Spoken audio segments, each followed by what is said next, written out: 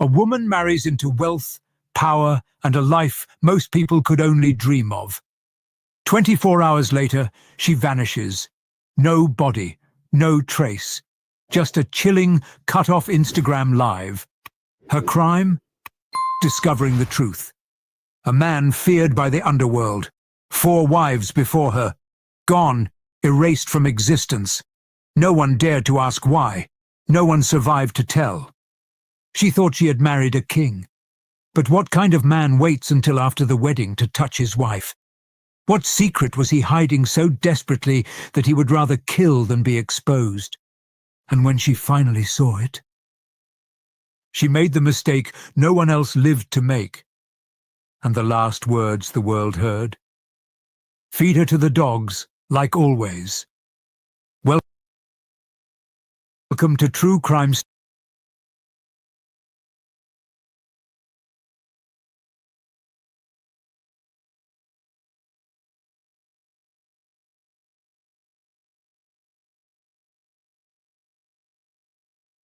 Ghost Devereaux.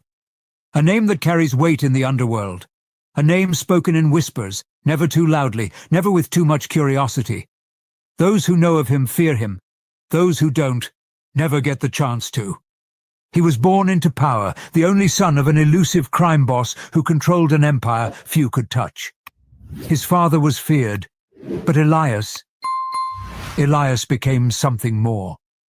When his father met an untimely and suspicious end, Elias didn't just inherit an empire. He reshaped it, strengthened it, made it unstoppable. He silenced the old rivals and crushed anyone who stood in his way. In his world, fear is currency, and he has more of it than anyone else. He lives in isolation, surrounded by luxury, but untouched by warmth.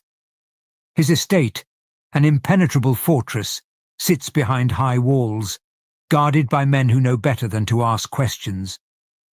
No one enters unless invited. No one leaves without permission.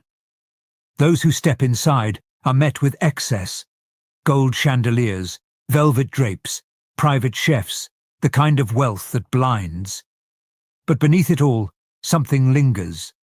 Something that keeps even his most loyal men from looking him in the eye for too long.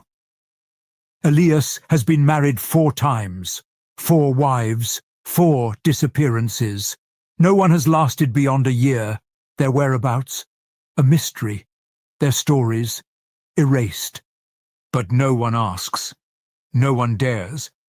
Because asking questions means inviting trouble. And no one who values their life crosses Elias Devereaux. Yet, despite the disappearances, the women keep coming. Drawn by wealth, by status, by the promise of a life most could only dream of. They don't wonder what happened to the ones before them. They don't care to know. Until one did. To the public, Elias is a different man. A benefactor, a businessman, a man who donates millions to charities, shakes hands with the powerful, and walks through the world untouchable. He attends galas, funds hospitals, and builds schools with money that drips in blood. But in the shadows, his reputation is something else. Ruthless, unforgiving, unchallenged. Those who serve him know the rules, obey without question. Betrayal is not an option. In his personal life, one mystery remains. Why can't he keep a woman? Why does no marriage last? Few know the answer, and the ones who do never live long enough to tell. Zariah Monet. A woman who built her name from nothing. She wasn't born into privilege. She didn't have powerful connections or family wealth to fall back on. What she had was determination. She grew up knowing struggle, moving from one unstable home to another, never having a place that truly felt like hers. She learned early that in this world, beauty opened doors, but intelligence kept them open. She used both. From a young age, she turned her reality into a brand. Social media became her escape, then her business. She built a following that adored her, hanging on to every post, every live session, every carefully curated glimpse into her world. What they didn't see was the woman behind the camera, the one who had fought tooth and nail to create the life she had. She wasn't just beautiful, she was outspoken, fearless. She didn't bow to anyone. Until she met Elias Devereaux. It was at an exclusive party, one of those events where only the elite were invited, the kind of place where power was currency, and only the most powerful controlled the room. She was used to attention. Men had chased her before, throwing wealth and influence at her feet, hoping to impress her. But Elias was different. He didn't chase. He watched, he observed, and when he finally spoke to her, there was no hesitation, no wasted words. He told her he wanted her. And then, without warning, he asked her to marry him. No courtship, no games, just an offer, an invitation into a world she had only seen from the outside. She didn't hesitate. She said yes. But as the wedding approached, something about him left her unsettled. Unlike other men of his status, Elias never once touched her. No late-night encounters, no intimate moments stolen away from prying eyes, no whispered desires or lingering glances. It didn't make sense. A man with his wealth, his power, could have anyone he wanted. Men like him never waited. They took. But Elias didn't. She asked him why once, half joking, trying to mask her curiosity. He only smiled, that unreadable expression on his face, and told her he was very religious. She laughed. They both did. A man like him had no use for faith. But then he leaned in, his voice low. "I like surprises." That was all he said. She tried to believe him. The wedding came fast, too fast. It was extravagant, breathtaking, but unsettlingly secretive. Every detail was controlled. Every guest watched. She told herself it was just how powerful men lived. That secrecy was a part of wealth, of influence.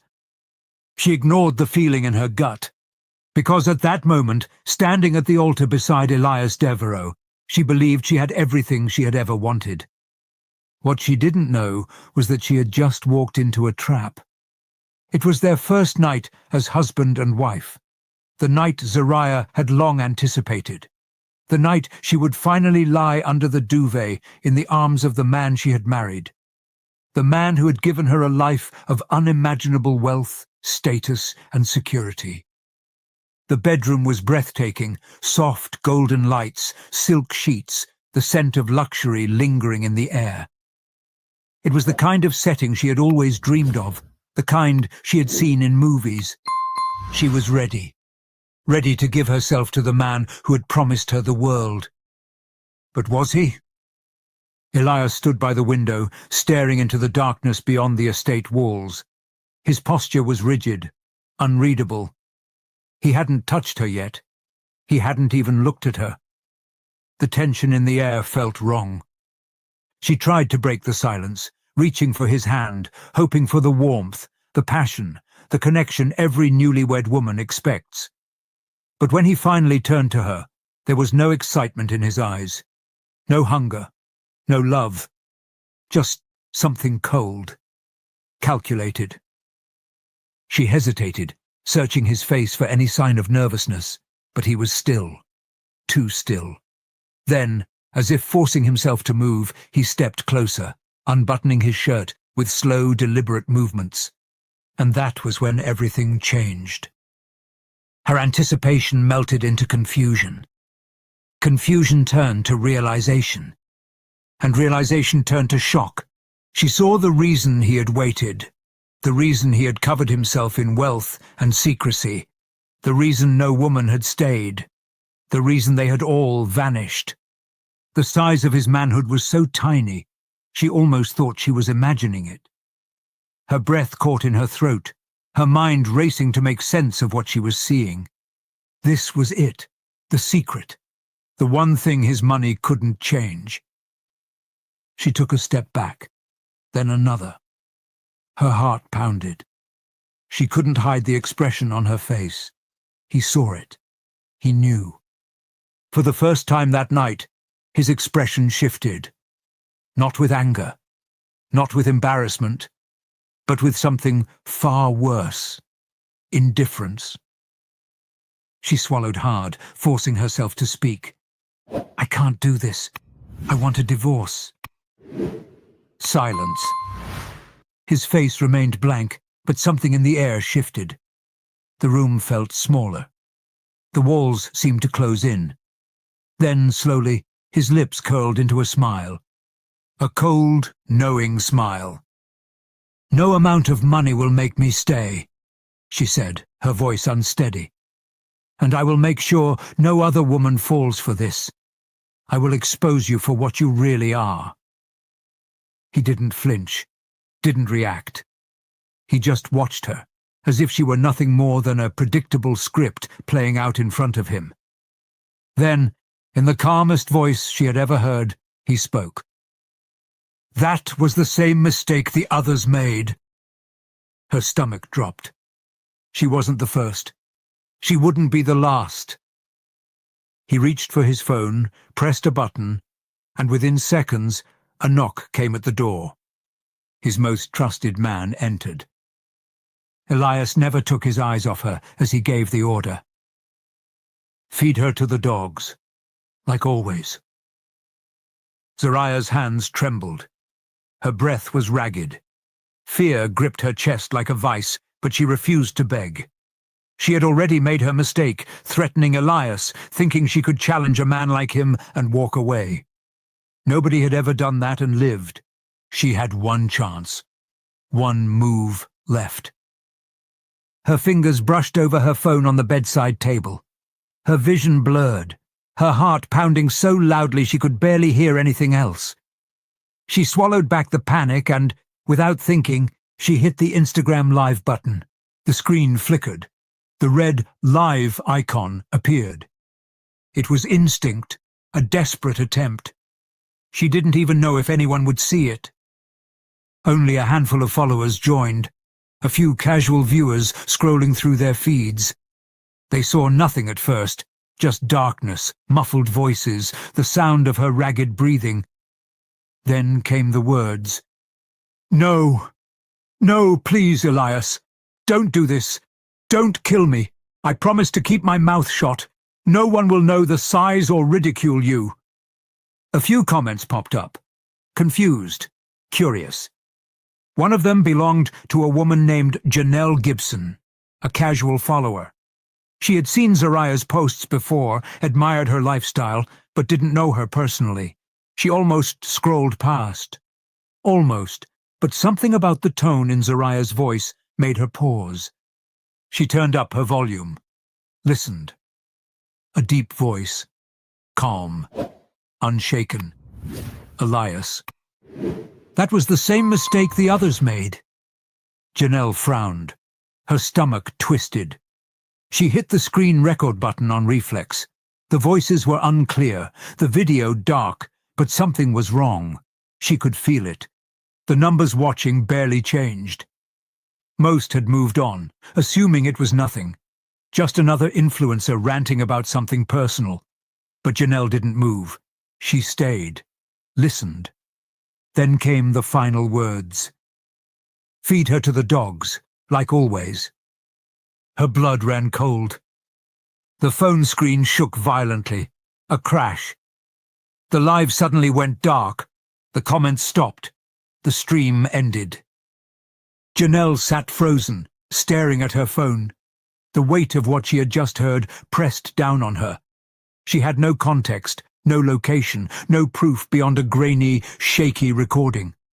But something inside her told her this wasn't just a bad joke. She started calling. Friends, random contacts, people who might know someone. She didn't know Zariah personally, but someone had to. Someone had to know where she was. She called the police, explained everything. But without a location, without a visible crime, they hesitated. By the time anyone truly started listening, it was already too late. Morning came, and Janelle released the few parts she had recorded. She sent them to people who knew Zariah. She sent them to authorities. The video wasn't clear. Faces weren't visible. But the voices were. Elias' voice was. He had overestimated the power of silence. He had underestimated the reach of social media. Every criminal has their day. Every untouchable man meets his end. Was this the moment Elias Devereaux finally met his? The moment the Instagram Live ended, it became a race against time. Authorities reviewed it. A short, glitchy clip. No faces, just muffled voices. But one voice stood out. Deep, cold, calculated. Zariah's profile was public, her life an open book for the world to see. It didn't take long for investigators to connect the dots. The wedding, the lavish reception, the man standing beside her in every recent post, Elias Devereaux. Detective Marshall Briggs had been waiting for this moment for years. A man who never lost a case, who had spent decades hunting criminals who thought they were untouchable. Elias had been a ghost, always one step ahead, his tracks covered in money and silence. But this time, he had slipped.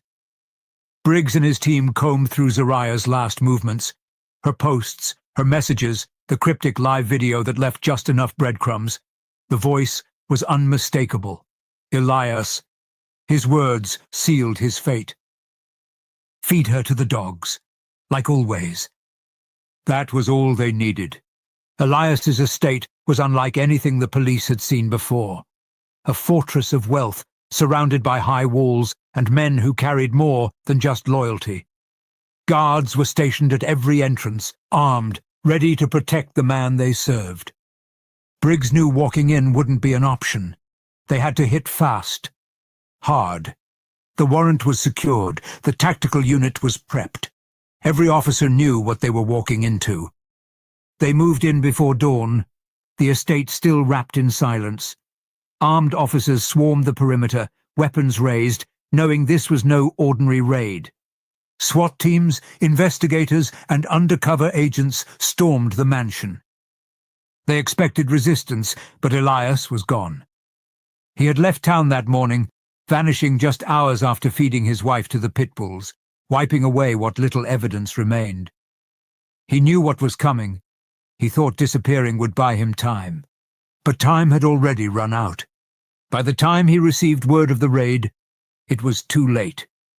Briggs and his team had already torn through the estate.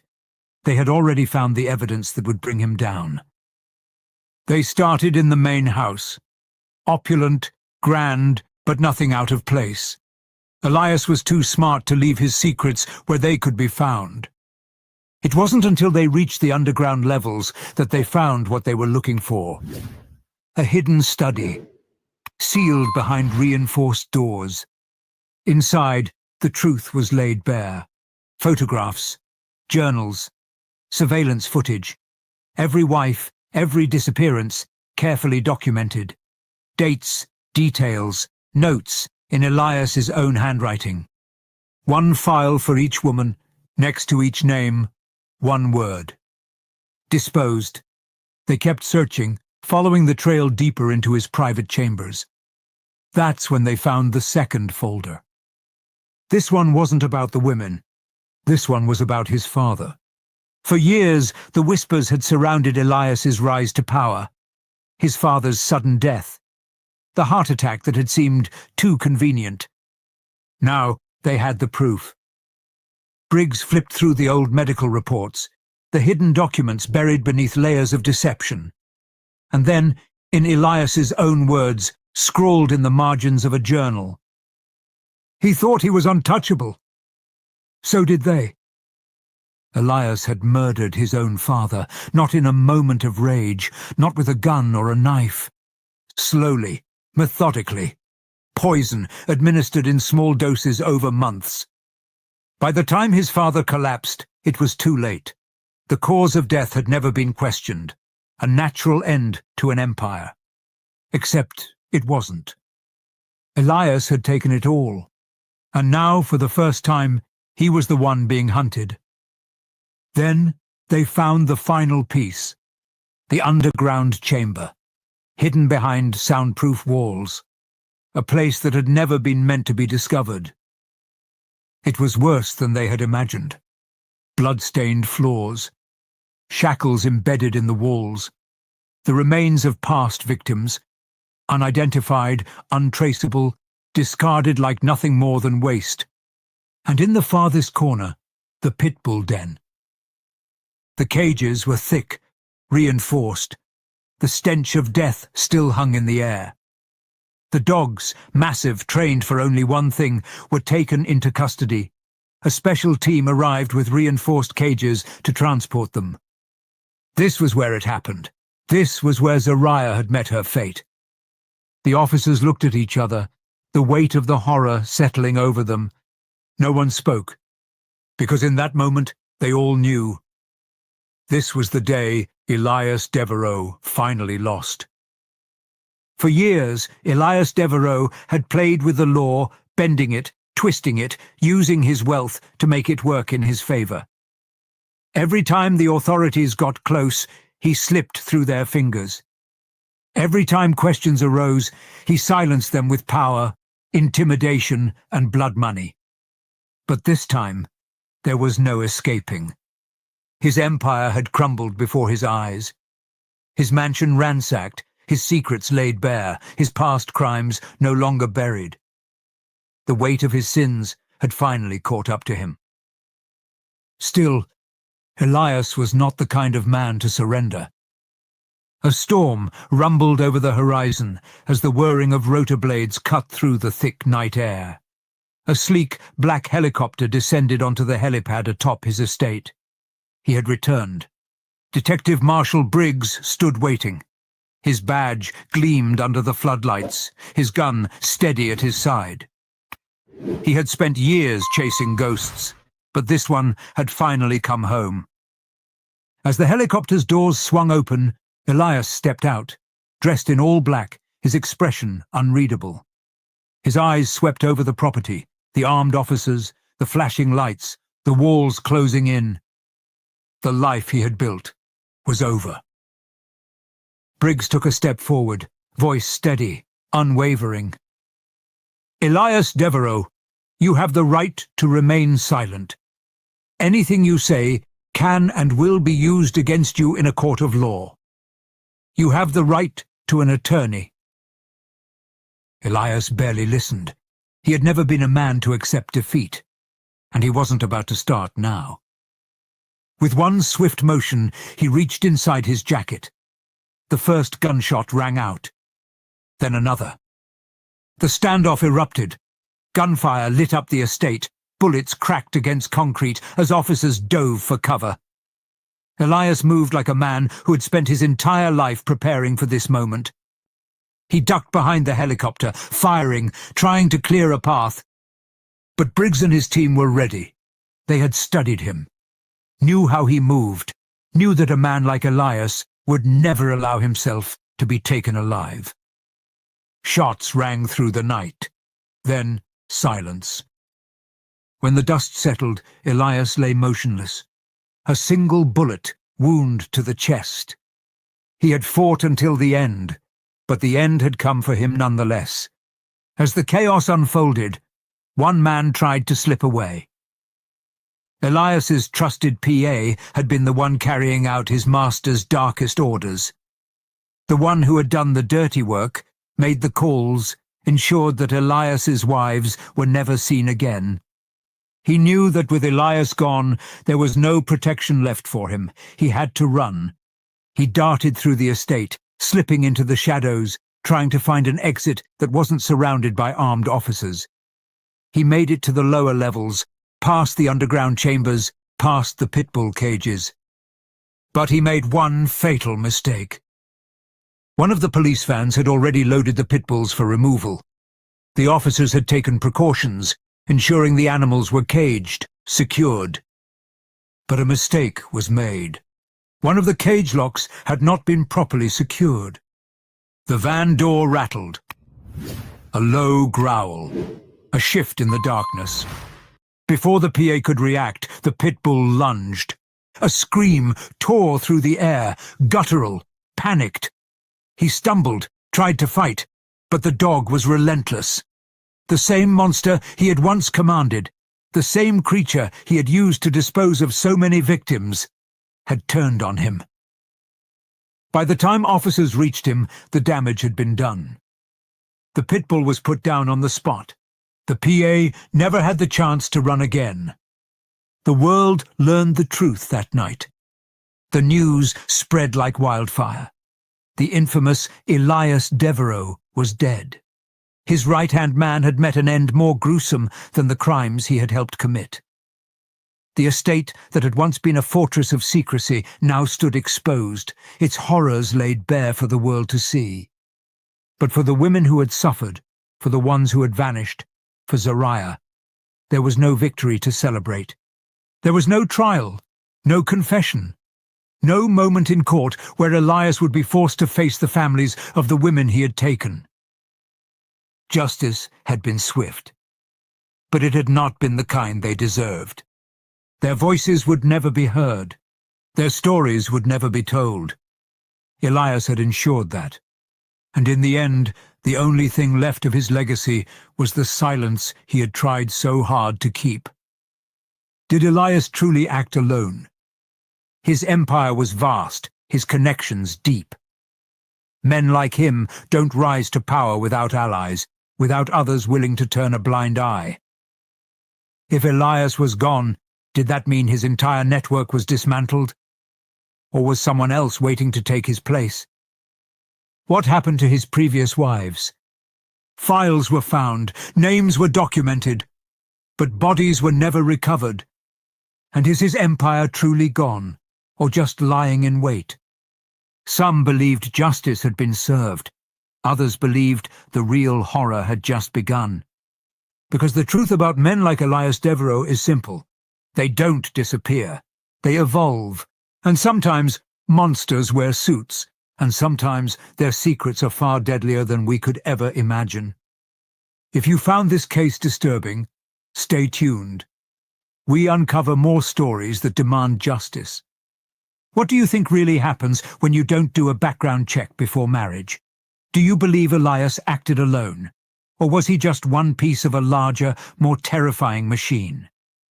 Leave your thoughts in the comments below.